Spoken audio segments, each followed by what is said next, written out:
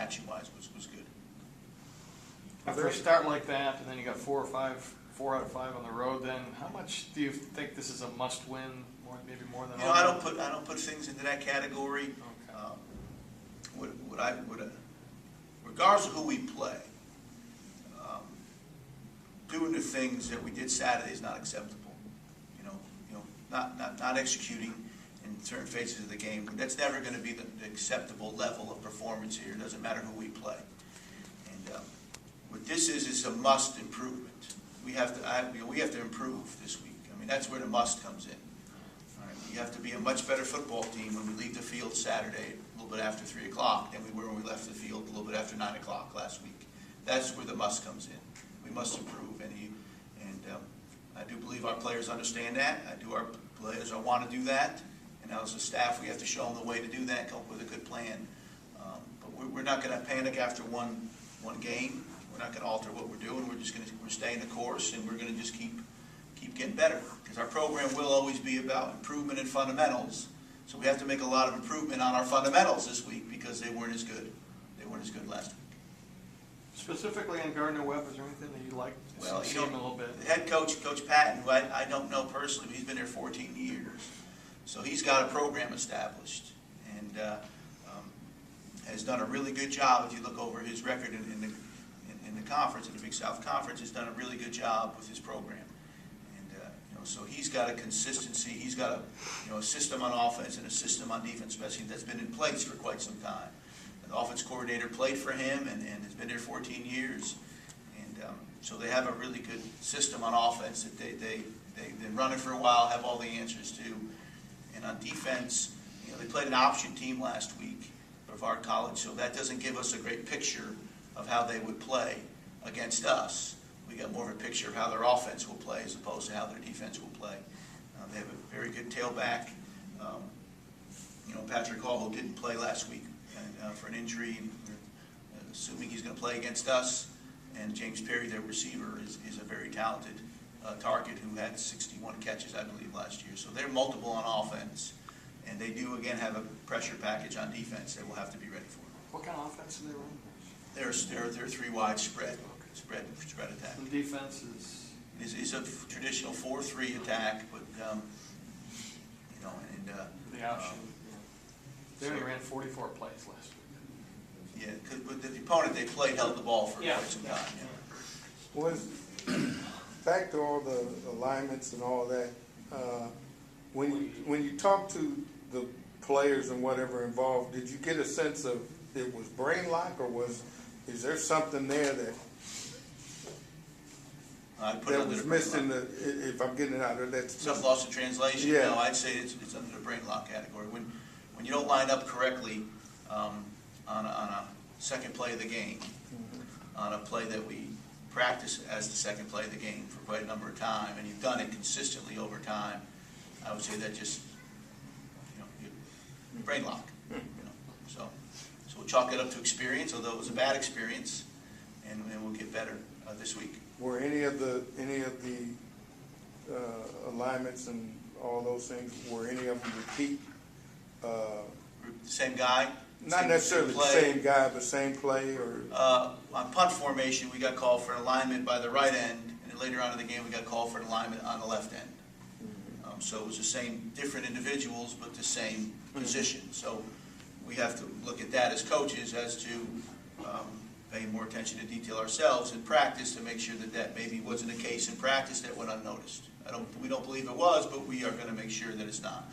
And sometimes what happens with alignments is, on punt, is the guard lines off, obviously he lines off a little deep into the center's hip, and then the tackle plays off of him, and then so if any one of those other two guys are a little bit too deep, then it trickles down to the end on the outside, which certainly might have been the case also. You being a previous wide receivers coach, and I mean you had a lot. I mean outside of Jeremy LaFrance, basically other wide receivers like all playing for the first time for the most part. What did you think about how they did? I think there's a lot of room for improvement in that area. Obviously we had a couple drops, which we don't want to have any drops. I thought our route definition, needs to improve, being at the right depths and the right spots. Our route running would have to improve. The receivers aren't the only position on the team that has to do that. But as I look at that position, those are the things that, we have to be better in those areas, which I would also anticipate, now that we have a game under our belt, now that we got used to playing the speed of the game of another opponent, now that all those things are past us, as we look ahead here, we should improve on all those.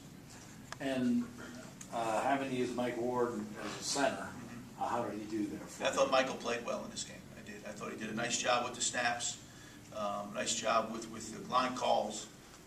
We were pretty overall pleased with Mike's performance. Any positions that are under review? Yeah. I think there's always going to be positions under review. We might make a few adjustments in personnel on special teams. I think it starts there. When you don't play as well as you want, I told the team, if the coaches look at the scheme part of it, or there's some key scheme things in there we have to adjust. Then you have to look at personnel. There's some personnel things that have to be adjusted. Okay, so you look at those two things first, and we're doing that. But there's going to be no dramatic changes in any positions, although maybe a guy or here or two on special things. We played 7 true freshmen in the game the other night. The 2 junior college transfers that we signed in February, Pat McCluskey and Miklos Blake played. So 9 essentially newcomers played for us the other night. And I think as we go through, we can end up having, we're certainly going to have 1 other true freshman play and maybe another one. One technical question from me, coaches. Were you satisfied with how the play on offense got from Greg to Rob to Patrick? Was it in what you needed to have so they can call the play and get up to the line? From John to Patrick? Yeah. We didn't have any delay games. The only one I called the timeout on that was on me. We were in a two-minute situation when we tried to go hurry up, and I didn't get the play in as quickly as I'd wanted to, so I called timeout with about 5 or 6 seconds on the clock because I knew I didn't like the pace we're going at. Other than that, John to Ron to the quarterback I thought went very well, and we were in 2-minute, more than I'd like to be in the course of a game, but I also thought that operation went smoothly. We ended up moving the ball some in that environment. Did you call some of the plays when you went to the hurry up in the We went to 2-minute, I did. Yes. Okay. One other thing then about preparation, because as you mentioned, Brevard's a lower division, plus they only threw the ball 3 times. So do those coaches have to go back and look at Gardner-Webb from last year and things I like think that? that's me. Is it We're the red one? It's just We're right all here. right. Might be my head Gardner-Webb on the front of it, so it doesn't Sure, matter. you're right. It isn't even that important a question. Well, anytime, the interesting thing here this week will be, our team now has to switch gears from preparing for an opponent like Syracuse to now preparing for a different opponent. So no matter who you play, now we're going to get to routine for 10 weeks. Going from one opponent to taking Sundays off to coming back in on Monday, cleaning up that opponent, and then flipping the switch, per se, to now your next opponent.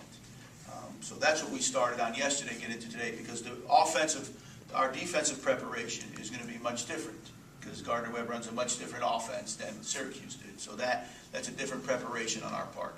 On defense, we're going to go a little bit by what we know they have run in the past, as opposed to what they ran last week, but that's a different preparation for us also. So we'll have to, move towards that. So that'll be the thing that our players, as we move week to week to week, something we might have run in the game against Syracuse might not apply to Gardner-Webb. It might not show back up in our preparation for several more weeks as we go through. But by having a training camp that's broad-based, you prepare for a lot of things in training camp, and then you go ahead and squeeze it down for a game. Anybody else? Good. All right, gentlemen, thanks for coming. Thank you.